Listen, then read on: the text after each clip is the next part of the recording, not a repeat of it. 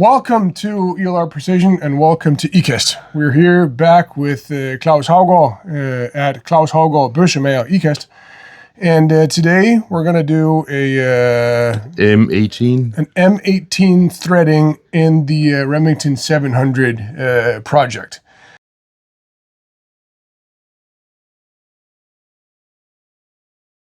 We've taken the liberty of setting up the Remington 700 barreled action in the lathe. And that's all well and good. And Claus, can you explain to me, please, why you've taped up my trigger? It's just if there's a split or something that's loose, so I don't have to pick it up in the garbage. All right, cool. So, well, we don't really have that much more to say about it. I mean, it's just an M18, M18 by 1. So it's not the most uncommon threading in the world. And the reason why we're doing an M18 by 1 is because, well, we're in Europe, and that's the majority of different stuff that's in Europe is metric. So why don't we just start lathing, start machining. Alrighty, we're golden. Let's go. Yeah, let's go. Yeah, and we have to remove some material to hit 18, and that's the length of the thread. Make it up.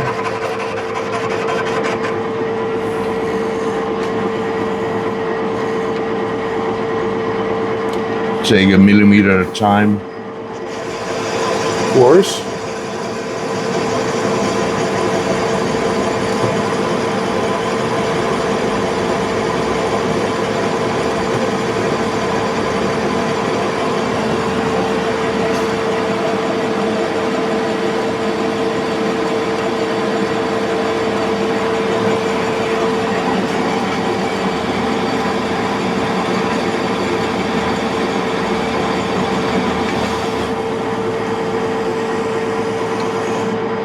Nice and shiny.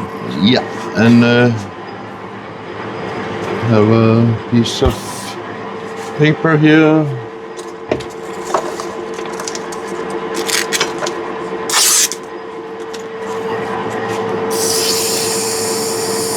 What's the point of doing that? It's because when I measure it, I just want to be sure there's nothing All right, rough. so there's not like a groove that you're measuring into? Yeah. That makes sense. And now it's 20, so we need to remove 2 millimeters more. Right, and what's the outside diameter on an M18? That's 18. Cool. What's the inside diameter of an M18? I don't know. 20 questions to the professor. Yeah, it's. I guess it must be 17.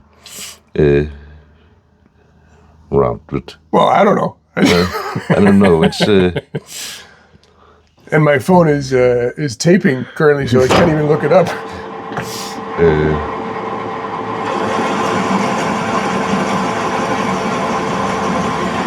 I've done it a lot of time, and so I know when I'm at 18, Yeah. and I had a 0 on both of my scales, Yeah. and then I have to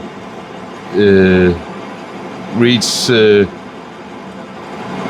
point 6 on my scale. Then it's very close. Right. Hopefully it's around 19 now. Oh, let's hope so.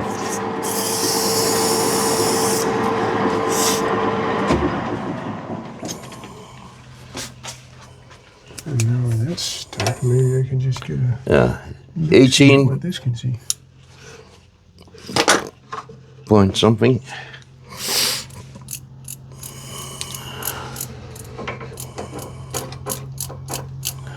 This is more precise.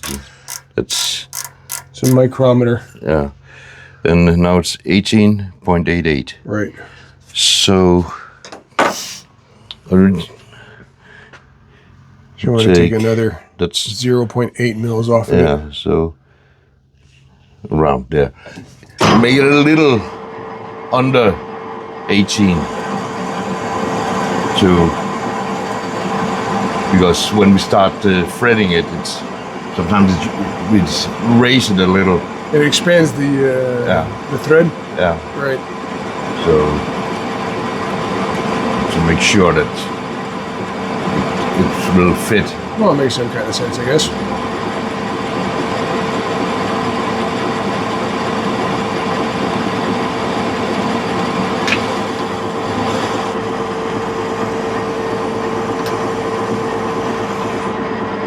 Pretty.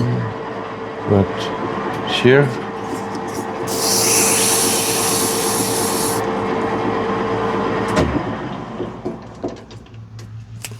And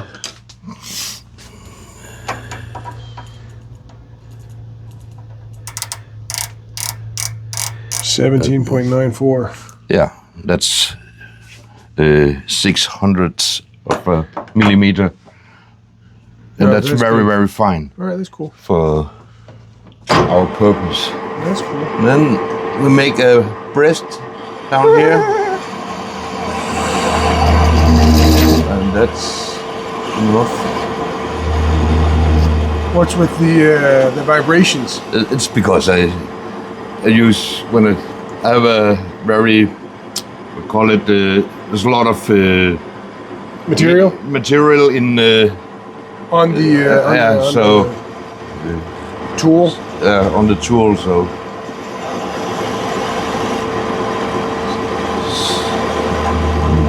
that's make a little room to, and then we make sure that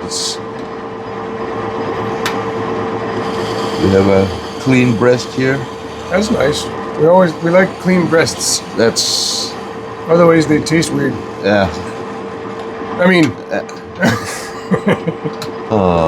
so I've heard. So we've heard, yeah. It's just to make a start. And right. Then we have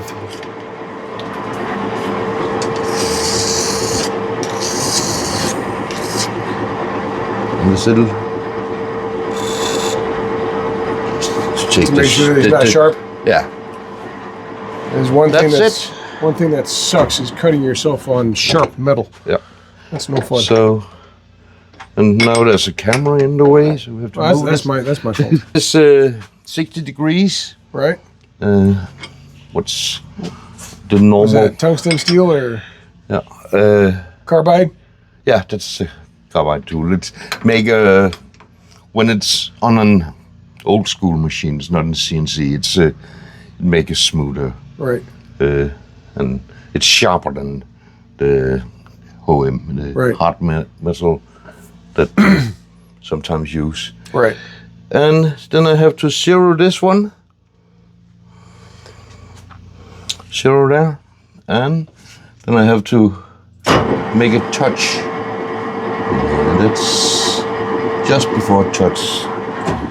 Yes. And now I'll get out of your way.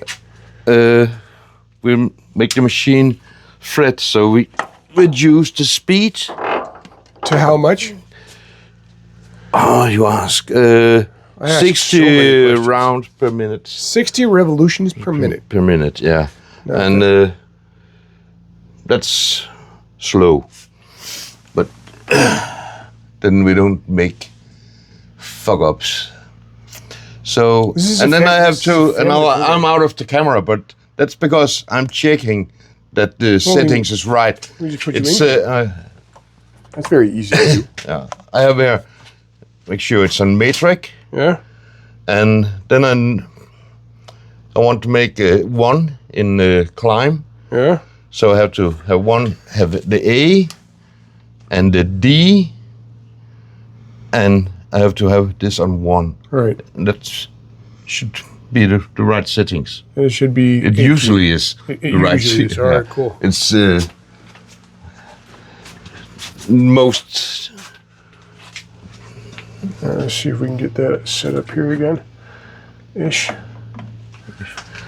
So I hope this camera is filming something. I can't see what this camera is filming, so I have no idea if it's good or not. That's slow.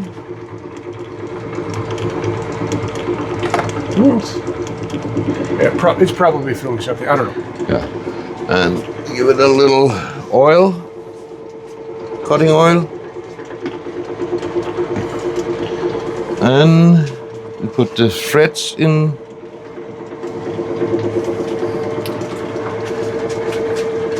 And now we have to just touch it so we know where we are. Every time we touch. Now it touches. Oh, wait. Boom. And we zero this one.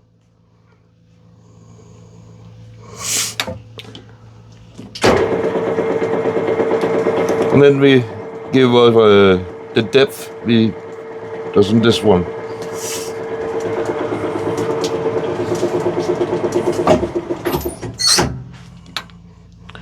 Back to 0. Here. And we cut. That pushed that quite a bit, actually. Yeah, but we're not deep in now, so. And return.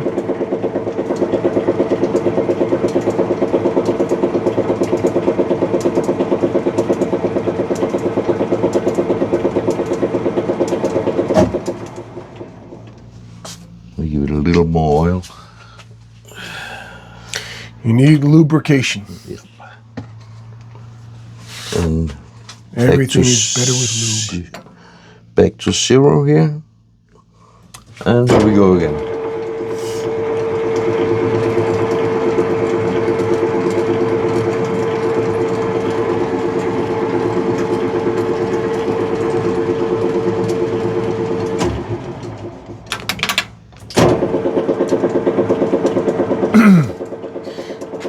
That stopped turning. Is that going to mess up my crown? No. Are you sure? Yeah, I'm sure. Okay.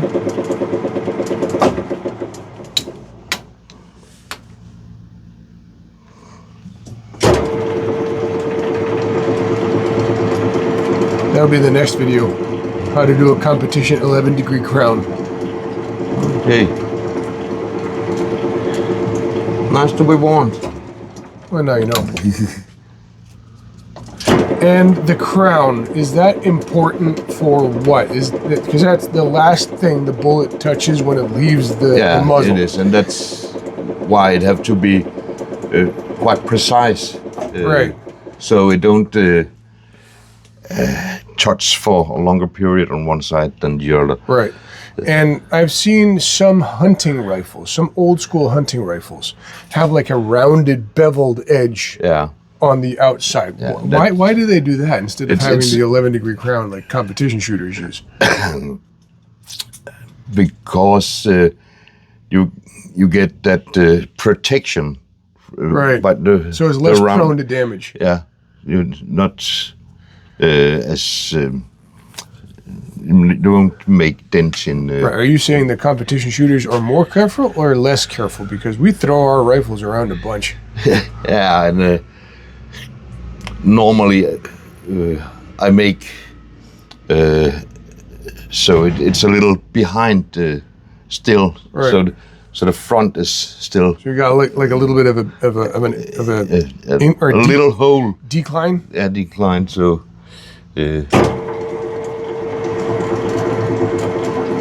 Normally I don't have to speak to people when I do this.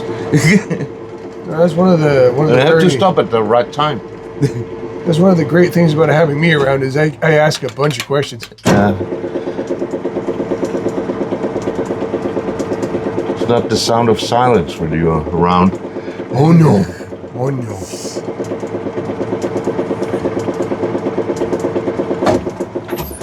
And actually the 11 degrees angle for competition weapon, I don't really get it. Why?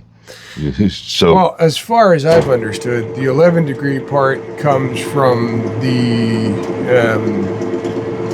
boat tail of the bullets that we use for longer shots. That's as far as I've understood it, anyway. But I'm gonna have to look into why the 11 degree is a thing. Yeah, because actually it gives more sense to me that it's just in a 90-degree angle on it. I don't see why the 11 degrees should matter, but that's become the industry standard. I'm going to have to look into why. I know why it's a that standard, is. but I don't know why. And, me neither. And when and I'm supposed to be some kind of expert. Yeah, I guess. So am I supposed. And I've been doing it with 11 degrees for years. Yeah. But I was talking to a guy that I respect a lot, and he says, I always make it in 90 degrees. 90 degrees, so that's he don't see the point. And actually, I don't know why. It's 11 degrees, but maybe someone will tell us. Well, I'm gonna look into it and search for an answer.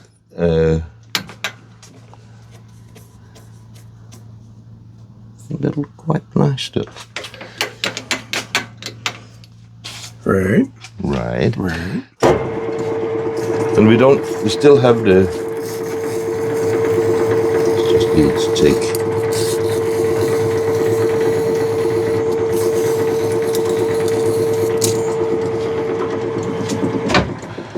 Then we have the air gun.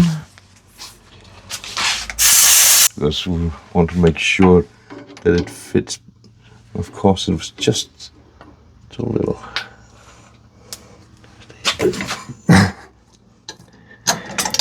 I'll just hold this. There. I'm sorry about the rifle barrel being so long. Yeah. I think this is. It's going to work. Might want to take a little bit more off. No, I don't. It's not.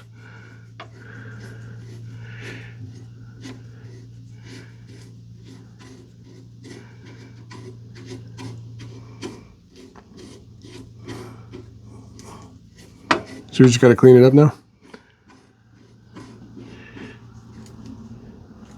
Here we are. All right.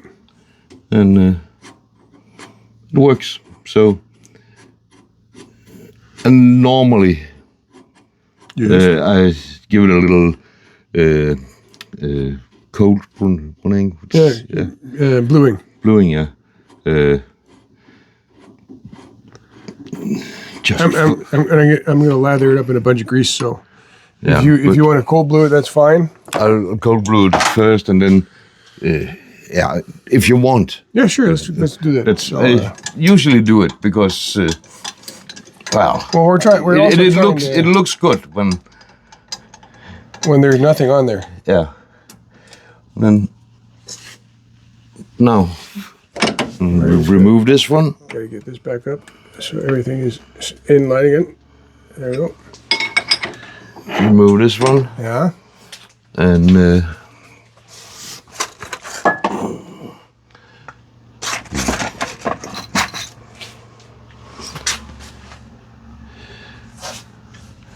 that's a little coarse. Yeah, but now we'll have a little more revolution. A little more speed. A little more speed, yeah. And then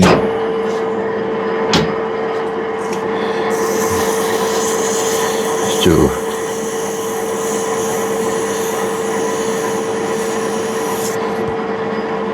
Don't cut yourself. Yeah. That's good. And we have some brake cleaner.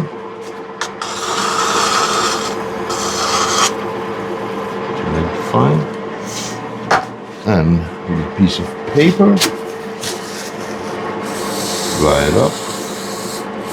Very nice. And usually I just do like this too. Then the bluing tend to stick better. Right. And I used to have a brush down here, but all the It's not a brush anymore. It's just a stick now. But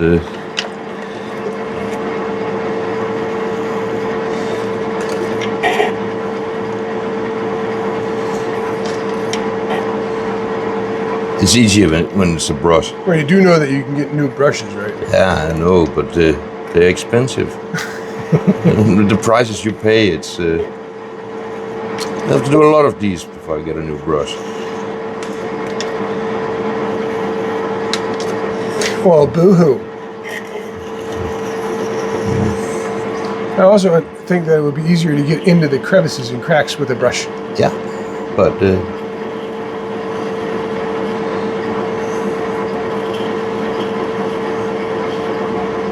see, yeah, that'll work. Just let it work for a little while. Remove the excess. the excess, yeah. Give it a lot of oil. It's a tendency to rust, so it's very. And that's why we put a bunch of grease on Yeah. everything. And Just to avoid rust. so do I. Nice fat grease.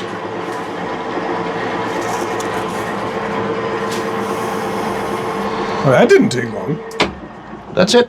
That is it? That's it. Wow. That was like a, 15-minute job? If I weren't in the way? Talking? Yeah, something like that. But then, it's very easy because you have stripped it down. Right. The only thing left on it is the trigger, and Right. and we gave it a little tape to make sure Right. everything stays in place. So it's a lot easier for you when customers come in with the weapon stripped down already? Yeah, it's easier. It's normally when the hunter comes with his rifle and wants threading, Yeah. it's because he wants to have silencer. Silencer on there, yeah. And they normally come with the scopes on, and And you have to take all that stuff off. have to strip it down to Right. get it in on the bench. Right. But so this was In the lathe. was one of the easy job. Well, that's good. I'm happy I can do something good. That was all. So now what? Now what? Now we'll take it off, and then we have to fit your My brake. muzzle device. Yeah, and that's quite easy with this type because Oh yeah, it's got we don't have to time. we can. There's two. Yeah, exactly. You got so two of the screws that go in on the side and lock everything in place. Lock it in place. So Yeah, it's I love the vertebrae brakes. They're cool. And this because this was on my 6.5 before, but it's a 30 millimeter or a 30 caliber 30 hole. So this is going now on the Remington 700 because that's a 30 cal. And I'm going to put a Terminator T3 on my 6.5 because that is a 6.5 brake, but that needs to be timed. Great. But that's sort of brake you're using for competition shooting. They're a lot smaller, the ones hunters normally use. Well, hunters usually use the ones that are round. Yeah. And those really suck in competition. You know why? Nope. Because they send the gas everywhere. Yeah. And when you're in competition, you're usually, or you also go in prone. And when in prone, if you have holes that go downward, that blast is also going to go down. It's going to kick up a bunch of sand. That sucks. So we like to not have, and also if the blast goes down, and also you have the blast going sideways. So it's when you shoot your competition on the sides will be blinded. Well, usually when we shoot, there aren't anybody on the side. But anyway, it sends the gases backwards and to the sides so that it lets holes for the tip yes, as well. we have holes in the top here as well, and those are also angled backwards, so that everything, instead of recoiling back, this pushes the rifle forward, so it lessens recoil. This, or the gas blocks on the top, are for reducing the jump of the rifle. And if you do have holes in the bottom as well, like you're talking about with the normal hunting brakes, then you're going to also have the same type of recoil, because it's not going to, or the jump is going to be the same type of jump, because it's not going to send anything down or upward. It's also going to send it down. And that's Newton's second or third law, I don't remember, of thermodynamics, is everything has an equal and opposite reaction. So let's go over here and just show you guys a little bit of a close-up of the threading and the vertebrae brake, marrying up the two.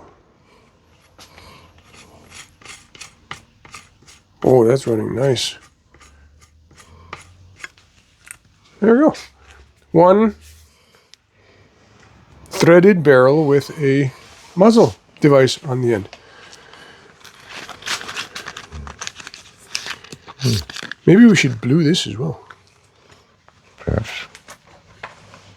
And the cool thing about this is that you have the lock nut at the bottom here, and then you can time your brake by tightening these up against each other.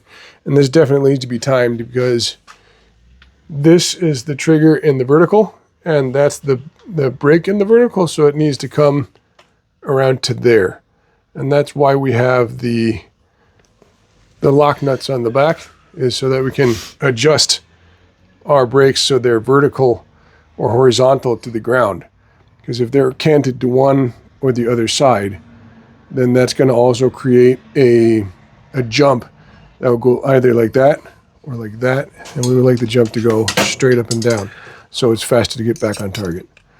So on that note, until next time, stay tuned and stay safe.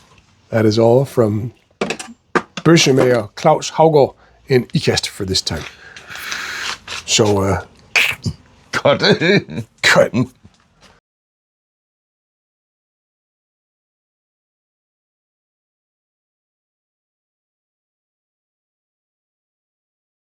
Ish.